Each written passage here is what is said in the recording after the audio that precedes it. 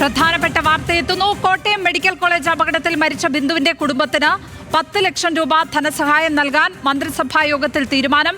മകന് സർക്കാരിൽ സ്ഥിരം ജോലിയും നൽകും.